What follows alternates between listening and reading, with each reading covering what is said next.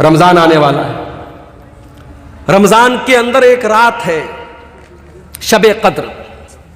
ایک رات کی فضیلت یہ ہے 1000 مہینوں سے بہتر ہے. 1000 مہینے میں کیلکولیٹ کرو گے کیلکولیٹر پر 84 سال. کیا مطلب؟ ایک رات میں قرآن پڑھو گے ثواب ملے گا 84 سال قرآن پڑھنے سے بھی زیادہ. ایک رات نماز پڑھو گے 84 سال نماز پڑھنے سے زیادہ ثواب ملے گا. یہ شب قدر کی فضیلت ہے. اب میں آپ سے پوچھتا ہوں کون سی رات شب قدر ہے؟ مولوی صاحب نہیں پتا. اتنا پتا ہے رمضان کے آخری عشرے کی کسی ایک رات میں ہے, لیکن کون سی رات ہے نہیں پتا. جانتے ہو شب قدر کون سی رات ہے؟ یہ علم اللہ تعالیٰ دنیا میں اتارنے والا تھا, مگر 2 صحابی آپس میں لڑ پڑے تو اللہ تعالیٰ نے اس علم کو اٹھا لیا. اگر وہ نہ لڑے ہوتے اور آپس میں اختلاف نہ کیا ہوتا انہوں نے شب قدر کے بارے میں, تو اللہ تعالیٰ ایگزیکٹ بتا دیتا کہ 25ویں رات شب قدر ہے یا 27ویں رات شب قدر ہے یا 23ویں رات شب قدر ہے. 2 لوگوں نے جھگڑا کیا, اللہ نے شب قدر کا علم اٹھا لیا. اختلاف ہمیشہ جب انسان گناہ کرتا ہے تو اختلاف پیدا ہوتا ہے میرے پیارے ساتھی. اسی لیے اللہ کے نبی جب نماز کھڑی ہوتی تھی صحابہ کرام سے کہا کرتے تھے اقیموا صفوفکم, اے میرے صحابہ نماز صحیح کر لو, صفیں درست کر لو. اے میرے صحابہ اپنی صفوں کو درست کر لو. لتقیمن صفوفکم او لیخالفن اللہ بین قلوبکم, اے میرے صحابہ تم اپنی صفوں کو سیدھا نہیں کرو گے تو اللہ تعالیٰ تمہارے دلوں کے بیچ میں دوری پیدا کر دے گا. یعنی ایک سنت آپ چھوڑیں گے نماز کے اندر, اگر سب کو سیدھا نہیں کریں گے اور قدم سے قدم اور کندھے سے کندھا ملا کے کھڑے نہیں ہوں گے تو اللہ تعالیٰ دل میں دوری پیدا کر دے گا. اور آج دوری پیدا ہو گئی ہے میرے بھائی. ویڈیو دیکھا آپ نے فیس بک کے اوپر, یوٹیوب کے اوپر ویڈیو آ گیا ہے. ایک مسلمان کو چند نوجوان پکڑتے ہیں, جیسے آج کل بہت سارے مسلمانوں کو موب لنچنگ کے لیے پکڑ کے ان سے نعرے لگوائے جاتے ہیں. ایک مسلمان کو پکڑ کے کہتے ہیں تو بتا اعلیٰ حضرت کو مانتا ہے کہ نہیں مانتا ہے, تو بتا تو فلاں فلاں کو کافر مانتا ہے کہ نہیں مانتا ہے. اس کے منہ سے زبردستی یہ نعرہ نکلواتے ہیں اور تب اس کو جانے دیتے ہیں یہ مسلمان کے ساتھ کر رہا ہے. ایک مسلک کا عالم گرفتار ہوتا ہے دوسرے مسلک کا, کہ لوگ خوشی مناتے ہیں کہ چلو اچھا ہوا دوسرے مسلک کا عالم گرفتار ہوا. لگے گی آگ تو گھر اور بھی آئیں گے زد میں, یہاں پہ صرف ہمارا مکان تھوڑی ہے. میرے بھائی جب نفرت کی آگ لگے گی تو دوسروں کے گھر بھی جلیں گے, صرف ایک انسان کا گھر نہیں جلے گا. اگر آج جماعت اہل حدیث کا کوئی عالم اگر مصیبت میں ہے اور دوسرے مسلک کے لوگ خوشی منا رہے ہیں صاحب چلو اہل حدیثوں کا مولوی گرفتار ہو گیا اور مصیبت میں پھنس گیا, تو آج ہم نے دیکھا ابھی حال میں معاملہ پیش آیا. مفتی سلمان اظہری صاحب جو ہے ممبئی کے بریلوی مسلک کے عالم ہیں, ہمارا ان سے عقیدے کا اختلاف ہے, مسلک کا اختلاف ہے, لیکن وہ اپنی جگہ ہے. لیکن بہرحال وہ مسلمانوں کے ایک جماعت کے عالم ہیں. ان کو ابھی جوناگڑھ کے اندر انہوں نے ایک بیان میں ایک شعر پڑھا تھا, اس شعر کی وجہ سے ان کو اریسٹ کر لیا پولیس نے. حالانکہ ضمانت مل گئی ہے, فی الحال وہ رہا ہو گئے, لیکن ابھی کیس چل رہا ہے. میرے بھائیوں یہ حالات ہیں, یہ حالات ہیں. ڈاکٹر ذاکر نائک کے اوپر مسائل آئے, مصیبتیں آئیں, آج وہ بیچارے انڈیا کے باہر ہیں. ان کو لے کر کے کتنے لوگوں نے بڑی خوشی منائی کہ چلو بھائی ڈاکٹر ذاکر نائک اریسٹ ہو گئے, باہر چلے گئے اور انڈیا سے باہر چلے گئے. لوگوں نے خوشی منائی, ان کا ادارہ بند ہو گیا, ان کا اسکول بند ہو گیا, ان کا چینل بینڈ کر دیا, لوگوں نے خوشی منائی تھی. میرے پیارے ساتھیوں یہ آپس میں نفرت اور عداوت کیوں پیدا ہوتی ہے؟ جب انسان گناہ کرتا ہے, گناہوں کی وجہ سے انسان کے دل میں دوریاں پیدا ہوتی ہیں. اور جانتے ہو ایک نقصان اور ہے گناہ کا. جب انسان گناہ کرتا ہے تو اس کے بیوی اور بچوں کے اخلاق پر بھی اثر پڑتا ہے. بچے نافرمان کیوں ہیں؟ بیوی نافرمان کیوں ہے؟ کبھی غور کرنا. باپ گٹکھا کھا رہا ہے, باپ بیڑی پی رہا ہے, باپ سگریٹ پی رہا ہے, باپ شراب پی رہا ہے, اور یہ امید کرتا ہے میرا بیٹا 5 ٹائم کا نمازی ہو سکتا ہے, پاسبل ہے. لیکن اگر باپ اگر بدچلن ہے تو اولاد بھی بدچلن ہوگی میرے بھائی. اگر ماں بدچلن ہے تو بیٹیاں بھی بدچلن ہوگی. ماں باپ کا اثر پڑتا ہے بچوں کے اوپر. اس لیے اگر چاہتے ہو ہمارے بچے صحیح ہو جائیں, ہماری بیٹیاں صحیح ہو جائیں, تو اپنے اخلاق اور کردار کو ہمیں اچھا بنانا پڑے گا. جب تک ہم گناہوں سے نہیں بچیں گے, ہماری اولاد کی اللہ تعالیٰ ان کی اصلاح نہیں کرے گا. اسی لیے قرآن ہم سے یہ کہتا ہے اپنی اولاد کو بھی جہنم کی آگ سے بچانے کی فکر کرو, اور اپنے آپ کو بھی جہنم کی آگ سے بچانے کی فکر کرو. یا ایھا الذین آمنوا قوا انفسکم واہلیکم نارا, اے ایمان والو اپنے آپ کو اور اپنے گھر والوں کو جہنم کی آگ سے بچاؤ. اب یہ تو ہو گئے گناہوں کے نقصانات. اب تقریر کا آخری پوائنٹ کہ وہ کیا طریقہ ہے جس سے ہم گناہوں سے بچ جائیں. کیا ایسا کرے ہم کہ ہم گناہوں سے بچ جائیں. قرآن ہمیں طریقہ بتاتا ہے. اقم الصلاۃ طرفی النہار وزلفا من اللیل, نماز قائم کرو دن کے دونوں کنارے پر. فجر کی نماز بھی قائم کرو اور مغرب کی نماز بھی قائم کرو. دن کے دونوں کناروں پر نماز قائم کرو. وزلفا من اللیل, اور رات کے کچھ حصے میں بھی نماز قائم کرو, یعنی عشاء کی نماز بھی پڑھو. یا 3 نمازوں کا ذکر ہوا, حالانکہ نماز 5 ٹائم کی ہے.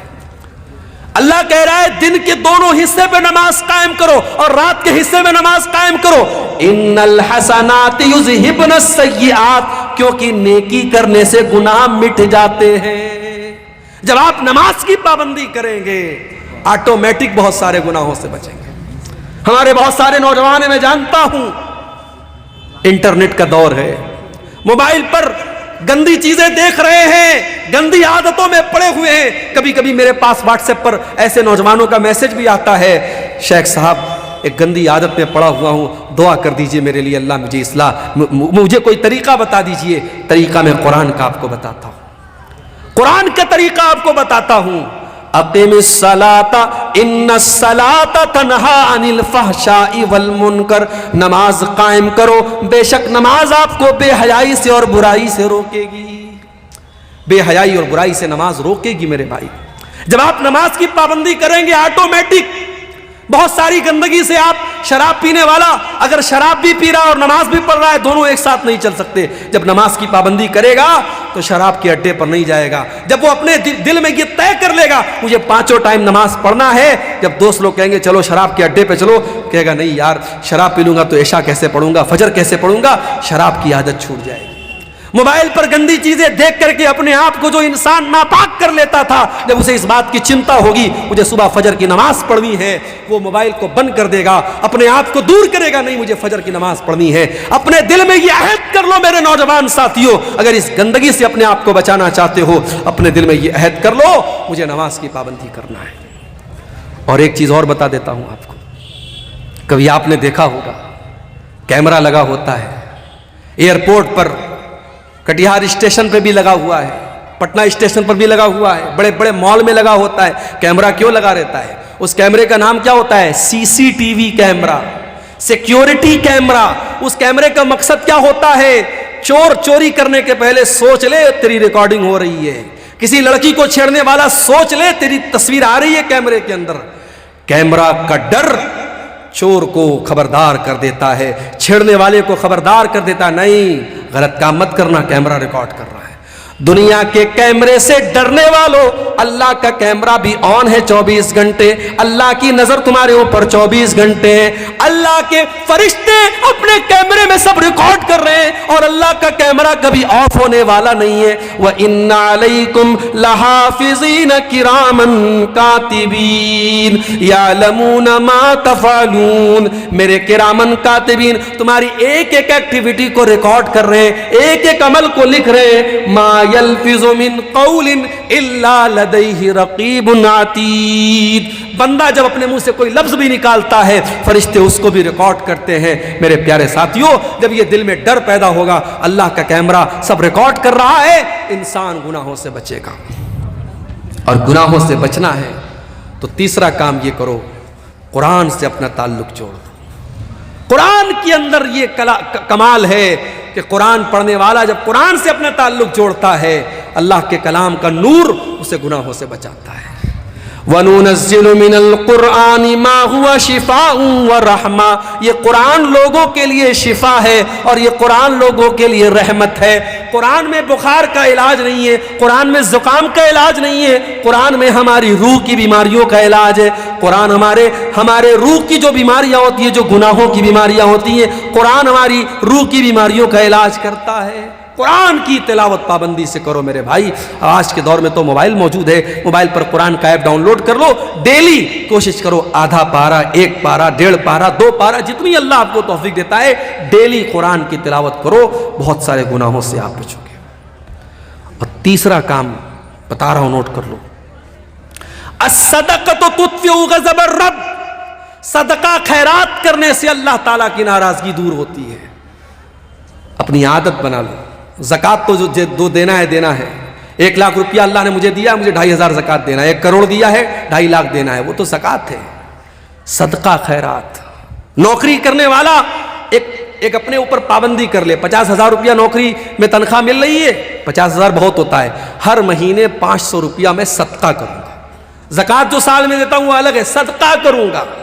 دکاندار ہے، دکان پر ڈیلی 1000 کی بکری کرتا ہے، طے کر لے 1000 کی بکری ہو رہی ہے، 50 روپیہ روز صدقہ کروں گا۔ صدقہ کرنے کو اپنی زندگی کی عادت بنا لو۔ اور میں اپنا پرسنل ایکسپیرینس آپ کو بتا رہا ہوں، بہت ساری مصیبتوں کو اللہ ٹال دے گا، بہت سارے گناہوں سے بچائے گا، بہت سارے ایکسیڈنٹ سے اللہ تعالیٰ آپ کو بچائے گا۔ میں نے زندگی میں تجربہ کیا ہے، صدقہ خیرات کرنے سے اللہ تعالیٰ بہت سارے مصیبتوں سے اور گناہوں سے ہمیں بچاتا ہے میرے بھائی۔ اور پھر بھی اگر گناہ ہو جائے توبہ کر لو میرے بھائی۔ وَمَن لَّمْ يَتُبْ فَأُولَٰئِكَ هُمُ الظَّالِمُونَ، جو توبہ نہیں کرے گا وہ بہت بڑا ظالم ہے، توبہ کرنے والا ظالم نہیں ہے۔ تو لوگ، ایک کہاوت ہے کہ صبح کا بھولا شام کو لوٹ آئے تو اسے بھولا نہیں کہتے۔ اگر کوئی سدھر جائے تو لوگ کہتے ہیں یار سدھر گیا، مگر جو سدھر جائے، جو سچی توبہ کر لے، اللہ کا قانون نرالا ہے، اللہ کی رحمت نرالی ہے۔ جو سچے دل سے توبہ کر لے اس کا انجام کیا ہوگا؟ فَأُولَٰئِكَ يُبَدِّلُ اللَّهُ سَيِّئَاتِهِمْ حَسَنَاتٍ، جو سچے دل سے توبہ کرے گا اللہ تعالیٰ اس کے گناہوں کو نیکیوں میں بدل دے گا۔